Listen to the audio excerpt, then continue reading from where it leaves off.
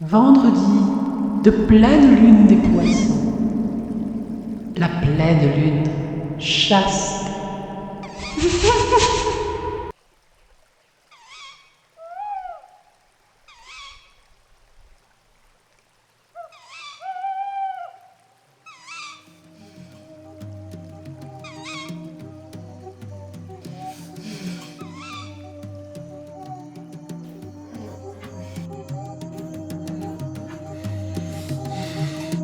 Bah dis donc, il est pas grand ton lit, hein. Zut, y'a plus de capote. Regarde sous l'oreiller.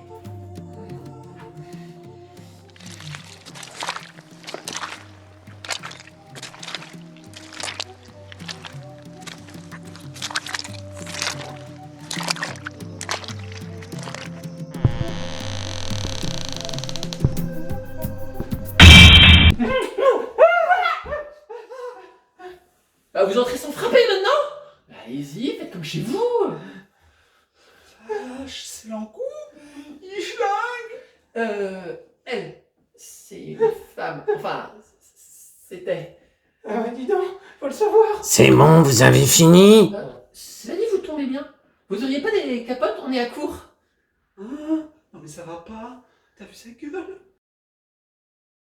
Tenez, c'était celle du livreur du mois dernier. Il bandera plus. Et en plus, vous lui avez fait les poches. Elle est grave la meuf. Doucement, les filles. Elle est là pour me tuer, d'accord? Hein, j'aimerais bien gagner quelques minutes de survie. Ouais, mais attends une minute, tu vas te la garder toute seule, hein. Moi je me casse.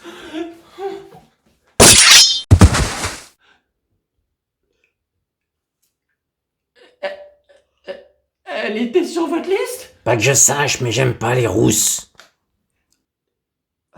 Ok. Alors, toi, tu bouges pas. D'accord. Vous voulez un café? Ah ben quand même, hein. Zut, y'a plus de capote. Tout va bien, je gère. Venez m'aider à embarquer votre copine. Elle pèse un âne mort. Je gère plus.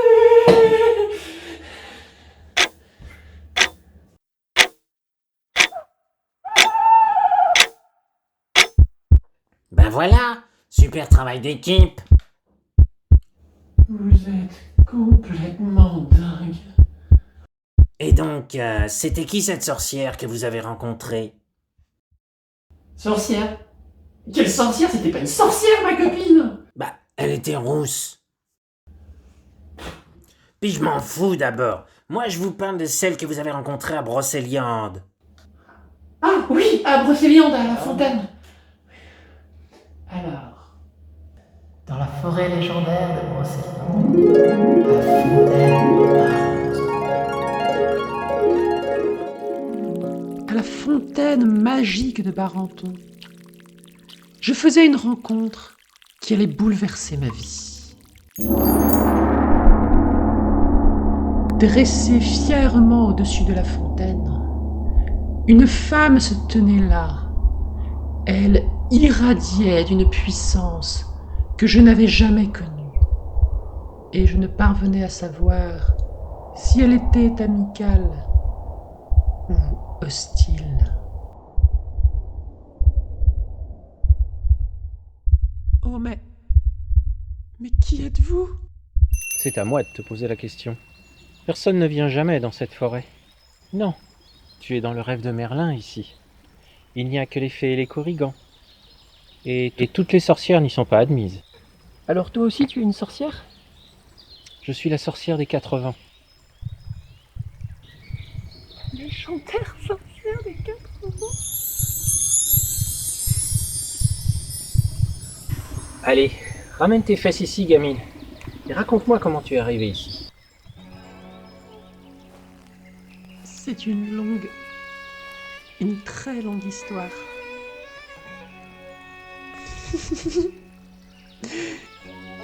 Ne reviens pas. Je raconte mon récit à la sorcière des 80. Tout a commencé en été 2020. Je voulais explorer les différents endroits magiques de Bretagne. Je ne pensais pas venir dans la forêt de Brocéliande, ni aucun de ces endroits très connus. Je voulais montrer aux gens les endroits mystérieux, ceux où la magie est encore palpable, là où les touristes ne vont pas. J'avais jeté mon dévolu sur le Poher, cette zone centrale au cœur des monts d'Arrée, où les mythes sont encore palpables, à Rumingol et sa fontaine magique. Je pénétrais dans le territoire de l'Ankou et des portes de l'enfer, jusque dans la forêt magique. Et à la vallée des Saints, une grande surprise m'attendait. Je ne pensais que ce n'était qu'un site touristique, mais à ma grande surprise, ces statues avaient des pouvoirs magiques.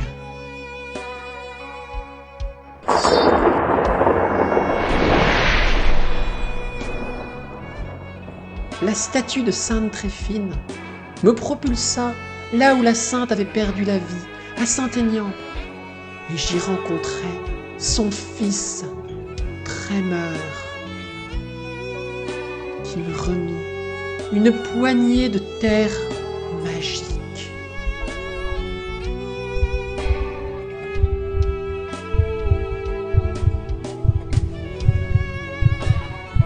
Est-ce que tout ça était trop? En tout cas, je m'effondrais immédiatement et reprenais conscience à la vallée des Saints avec la terre magique de Saint-Trémeur au creux de ma main.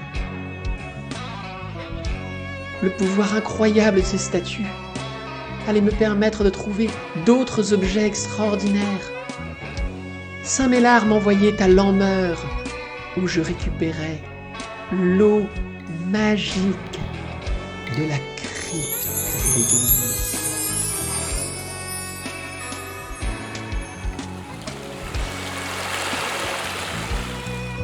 Combien d'autres possibilités s'offraient à moi? Comprenant que je pouvais ainsi trouver tous les objets magiques du monde, je me dirigeais vers Saint-Martin du Vertou, espérant que la statue me conduirait auprès de l'if sacré qu'avait planté le saint.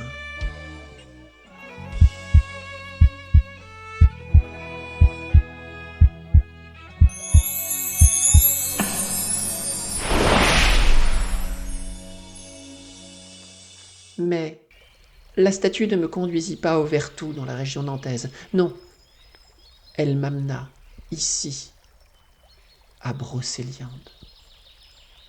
Pourquoi? Devais-je trouver un autre élément après la terre et l'eau? Je suis la sorcière des 4 vents. Si tu le désires, je peux t'apporter l'élément de l'air. Vraiment? Oui. En échange, il faudra que tu me donnes l'eau et la terre, celle que t'a remise Saint-Trémeur, et celle que tu as prise à la fontaine. Et vous lui avez vraiment donné? Mais elle avait des beaux yeux verts. Vous tombez vraiment sous le charme de n'importe qui. Non. Non, quand même pas. Je vais m'occuper de fusionner les 3 éléments. Retrouve-moi à la chapelle de Tréoranteuc, et tu découvriras le véritable objet de ta quête. Ma quête? Comment ça, ma quête? Attendez!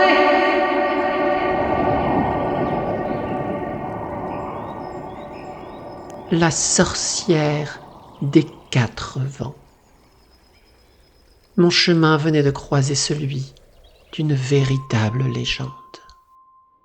La femme qui venait de croiser mon chemin était assez âgée, mais autrefois, la sorcière des 4 vents était une jeune beauté à la chevelure rousse enflammée qui faisait chavirer tous les cœurs à volonté.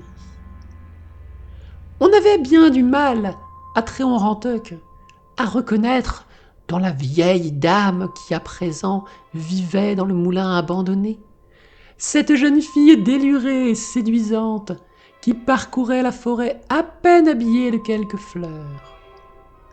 Pour autant, tout le monde la respectait, car ses pouvoirs étaient connus et redoutés. Parfois l'on faisait appel à ses services, et un jour un jeune homme, las de vivre pourtant dans la si belle Brocéliande, lui demanda de l'emmener ailleurs, un endroit plus joyeux, plus merveilleux. Et grâce à ses pouvoirs magiques, elle l'envoya tout au bout du vent de l'Est, dans un pays merveilleux, dont il finit aussi par se lasser. Et lorsqu'il voulut revenir, cela lui était impossible. La sorcière lui réapparut, jeune, brillante, lui proposa le retour, mais en l'avisant du prix qu'il y aurait à payer.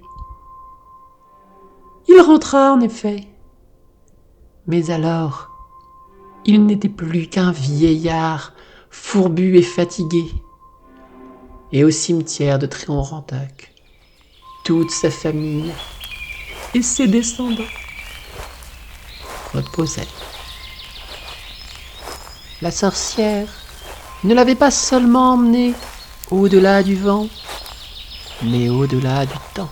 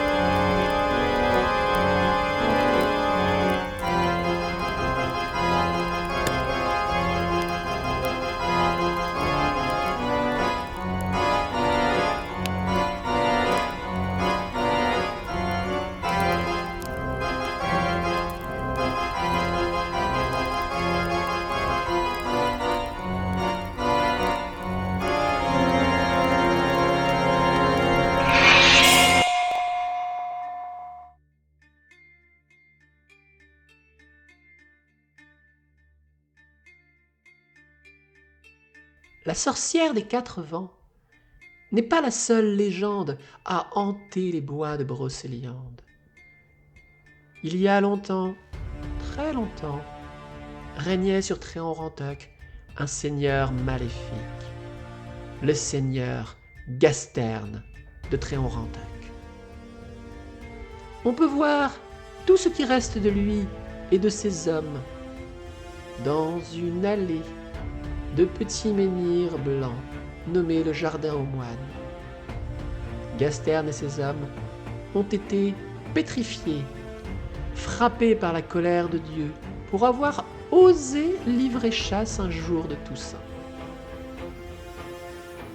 Ainsi résumée, la légende est à ce point ridicule qu'il est facile de voir au-delà de la relecture chrétienne.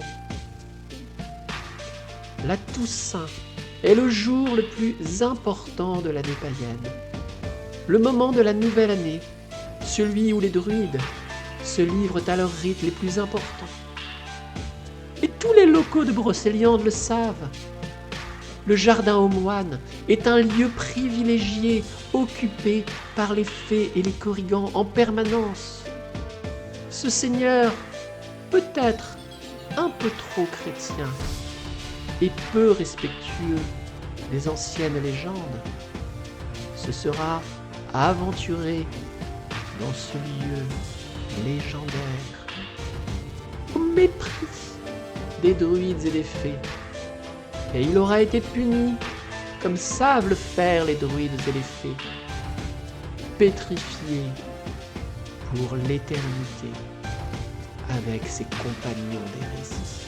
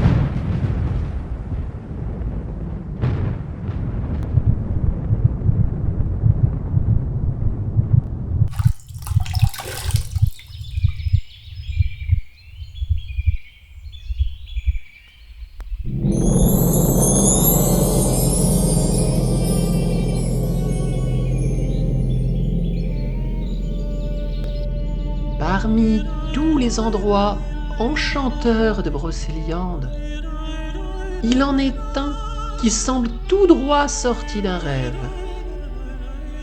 Le château de Trécesson, perdu dans l'ouest de la forêt, n'est pas seulement d'une beauté incomparable, il est également hanté. On peut voir régulièrement, sur les berges de l'étang qui l'entoure, le fantôme d'une dame blanche. Une belle jeune fille en robe blanche, des fleurs dans les cheveux, qui aurait été enterrée vivante en ce lieu.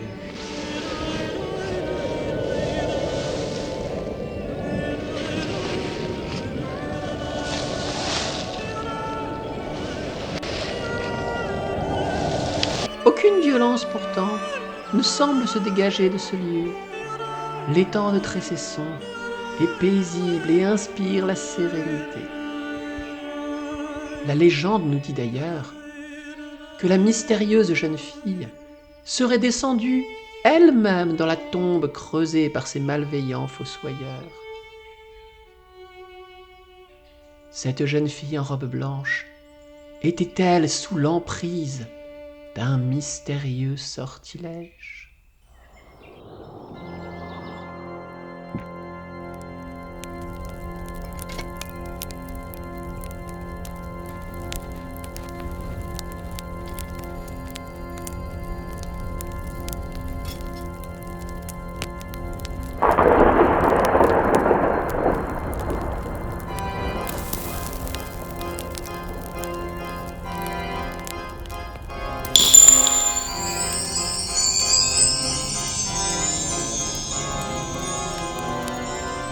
Et maintenant, gamine, on va voir ce que tu vaux.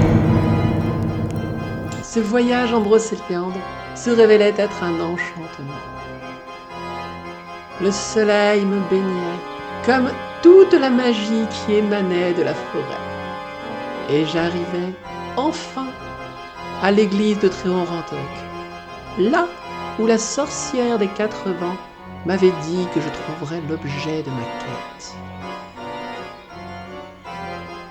Les églises en Bretagne sont toujours des endroits étranges. Mais celle-ci s'avérait vite plus bizarre que les autres. Alpha et Oméga ornaient le portail du cimetière, comme pour nous dire que c'est ici que tout avait commencé et que c'est ici que tout devait finir.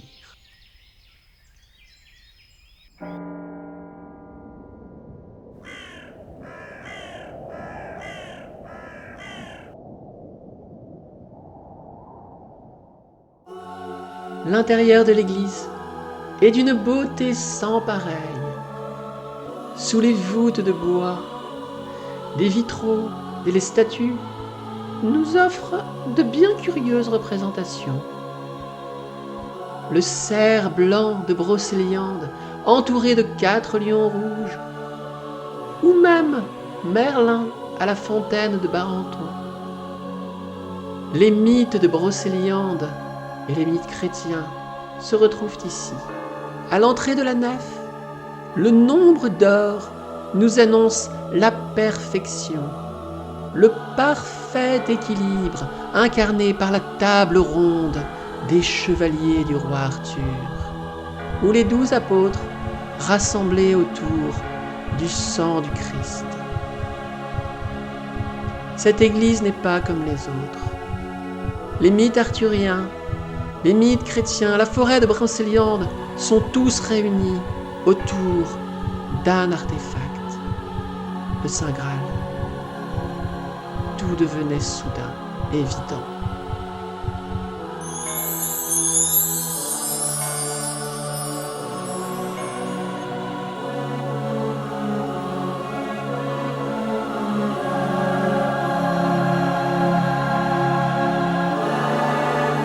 Le Graal. C'est le Graal que je devais trouver. Alors, ça y est? Tu as enfin compris?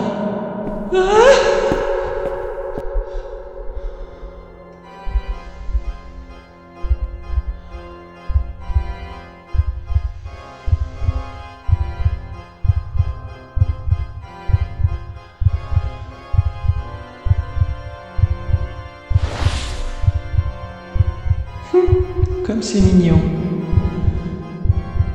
Une baguette de pommier pour lancer des sortilèges d'amour, c'est parfait. Mais aussi jeune sois-tu, tu sais pourtant que l'arbre du pouvoir, c'est l'if.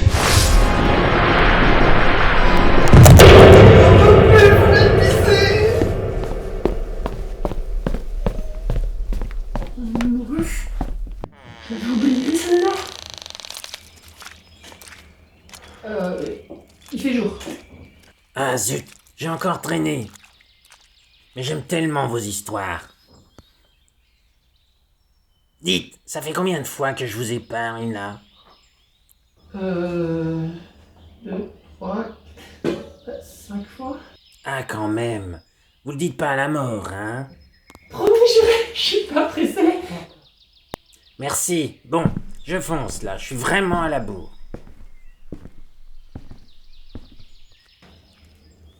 Ça va mieux.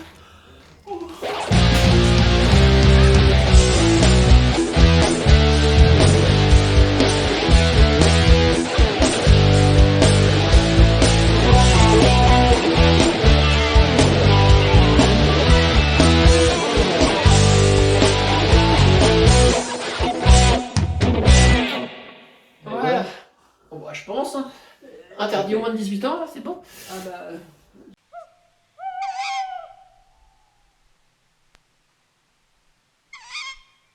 C'est bon, vous avez fini?